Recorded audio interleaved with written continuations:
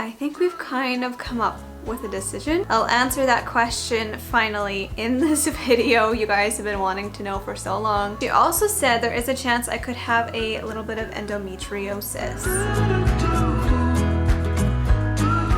Hello everybody, it's Lila and welcome back to my channel. Today's video is going to be my 19-week pregnancy update. I have lots to update you guys on. I just had my prenatal appointment yesterday, so I've got lots to talk about. You guys love it when Eloise joins the video, so she's here again today. So this could be another one of those noisy, interesting videos. But I'm not going to talk long, I'm just going to hop right into it. Okay, so I am 19 weeks and 4 days pregnant, and this is what the baby looks like. I feel like it looks pretty much the same from here on out, I think. Oh no, I'm flipping through ahead and it looks like at week 22 it looks a bit different than before, but basically right now, let's see what the baby's doing. This week it says the baby is the size of a mango, so about 10 inches and 10.58 ounces. And it says, looking at the measurements, you might think that suddenly your baby has grown a lot this week. The extra growth is not actual growth. It's simply because until week 19, the length of your baby is measured from the top of the head to the bottom. The length of your baby's legs is not included the first 19 weeks because they are too curled up and therefore very hard to measure. At 20 weeks, your baby's length includes the legs, and now your baby is measured from top of the head to the heel. Your baby will be developing more regular sleep patterns by now, and you may become aware of them, especially since most babies get more active when mom tries to go to sleep. If your baby is a boy, his testes will start descending into the scrotum, and if your baby is a girl, her uterus is completely developed by now. That's crazy. At this point in your baby's development, most of the energy is utilized in gaining weight. The placenta has reached its maximum thickness and is busy supplying your baby all the nutrients and oxygen and disposing of the wastes. Yeah, there was lots going on. So I think right now the baby is mostly just putting on weight, like from here on out. Yeah. All of the main organs and things are basically developed. So I think the first thing I'm going to talk about is the doctor's appointment, just because I do have a lot to mention from it. So the heartbeat was 141 beats per minute. And I haven't actually looked back at my notes yet, but that sounds so familiar to Eloise. I think her heart rate was in the 140s as well, so the heart rate so far has been so similar to Eloise's. I stepped on the scale this morning and it looks like I've gained 10 pounds so far in this pregnancy, which my doctor said is perfect, right on track for gaining weight. And we have a requisition for our ultrasound, which is going to be next Friday. I'm going to get into that a little bit more about finding out the gender. I'll answer that question finally in this video you guys have been wanting to know for so long. I think we've kind of come up with a decision. But first I want to talk about the uterus pain that I mentioned in my last update that I've been feeling. I mentioned this to my doctor, but I can't tell you, exactly what she said, and I don't know the technical terms she used for it because she was speaking quickly and my brain just doesn't really wrap around all those things as quickly as hers does, obviously, because she's a doctor. She's been doing this for years. So I am no expert when I tell you what my doctor said. I'm going to try and repeat it to you as best as I can. So basically, without getting into too much TMI detail, it is some kind of a uterus ligament pain. Whenever I type in uterus ligament pain into Google, the only thing that comes up is round ligament pain, and it is not that. That is pain felt in your belly. This is pain felt like down in my cervix, pelvis area, and TMI, it's only really felt after sex. I don't really notice it that often any other time except for after sex.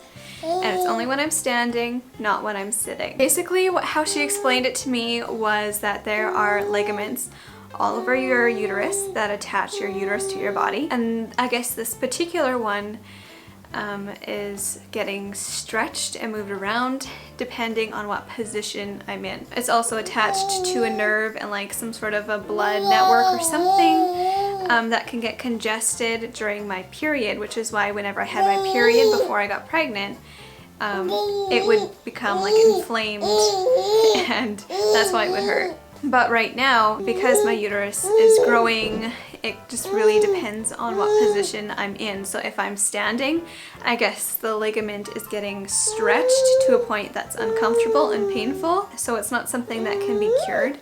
It's not like a serious thing. She just said that it is... Yes.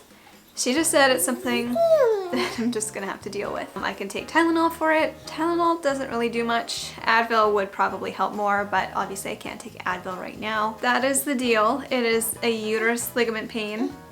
I don't know the technical term. She also said there is a chance I could have a little bit of endometriosis. But she doesn't really think that's the case because I do get pregnant very quickly and easily. But there is a chance that I could have a small patch of endometriosis, which is basically when the inside lining of your uterus grows on the outside of your uterus, and it can be very painful during periods, and it can be very difficult to become pregnant as well. The only way to know for sure would be to stick a camera up there and look around, but from what she explained to me, it sounds like that uterus ligament pain would be the most accurate because it is a positional thing. So that seems to be what the issue is. In case you guys were wondering, or if you've been experiencing a similar thing, then maybe, you know, that could be the case for you as well. But yes, I think that's everything from the doctor's appointment that I wanted to cover. So now I'm going to move on to the symptoms I've been experiencing in the last week. There's been lots of random aches and pains that just, you know, come along with pregnancy. So one of them I've been experiencing is mild cramping, which I did mention to my doctor yesterday. She didn't really say much about it. She just kind of asked if I experienced it after I had been moving around a lot. And to be honest, I never really noted that or thought about that. So the next time I have mild cramping, I'm going to take note if I've been, you know, more active before the cramping started or not, and then I guess I'll just mention it to her the next time I go in. It's not like super painful, and it's not like it lasts a long time. It lasts like 10 minutes or so, and it's just, it comes randomly. Speaking of pains and aches, I have been having lots of digestive cramping, which is something that is very familiar to me. I do have IBS, so that is something that I've, you know, dealt with all my life. But now that the baby is growing and there's less room in my intestines and stomach and all of that fun stuff, my body has a little bit of a harder time digesting food, and it can cause very uncomfortable cramping and pain. It's just the joys of pregnancy and IBS. What you doing? Eloise just scooted across the house and was being very quiet, so I just had to check on her. Cravings this week have been cheese and eggs. Those are two things I kind of actually crave throughout my entire pregnancy. I craved it with Eloise as well, my entire pregnancy. I tend to crave eggs especially, and savory foods. So no strange cravings, just the usual. I guess I have been craving more sweets this past week, I guess. With Christmas coming and there's lots of Christmas baking and Christmas candy, I have been craving a lot of that. So I've been eating a not healthy amount of sweets and unhealthy foods, which is something I should probably try and cut back on.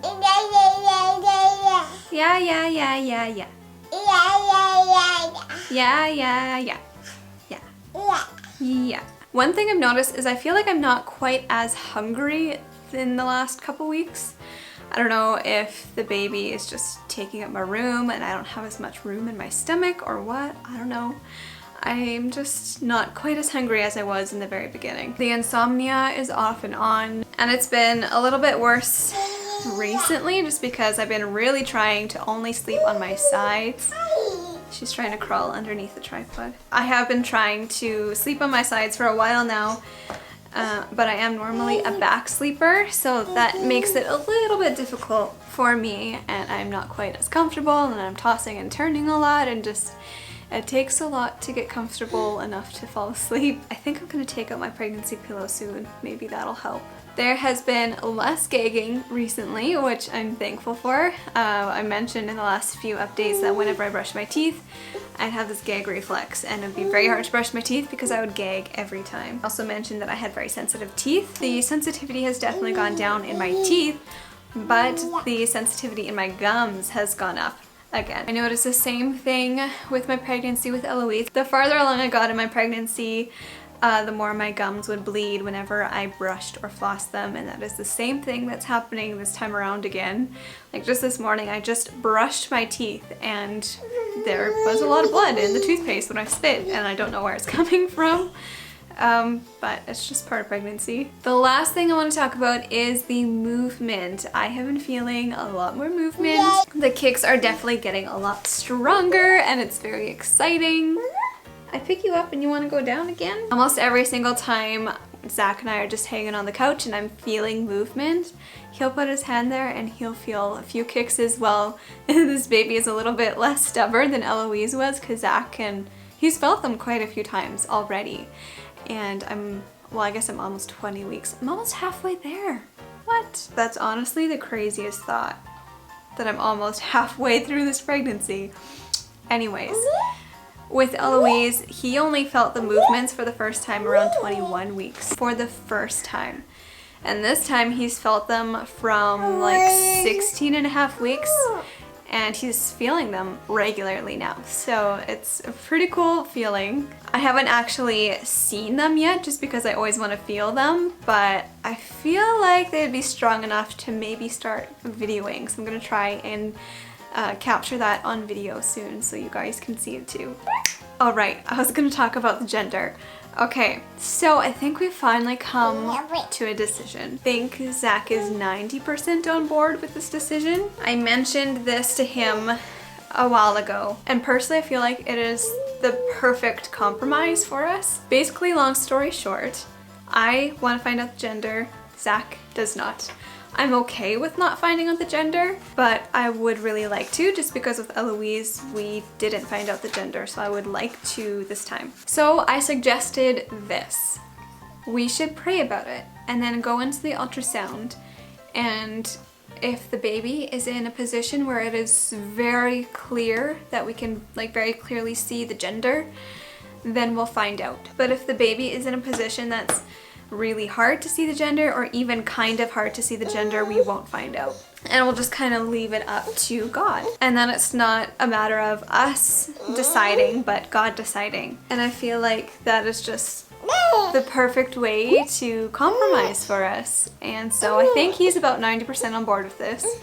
I told him if this is what we do, I need him to be 100% okay with finding out the gender and telling people the gender, because if we find out the gender, I do not want to keep it a secret. But I did tell him that if we do find out the gender, we are not going to reveal a name to anybody, not even our family or friends. And he still gets that little bit of surprise when he tells people, I guess.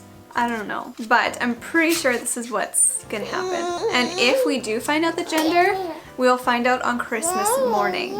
So we would get the ultrasound technician to put the gender in an envelope and wrap it up, and we would open it on Christmas morning. So it would be like a really special moment between, you know, our family, and we wouldn't have to plan a big party or anything. I don't know, I just think it'd be really special. So that is the plan as of right now.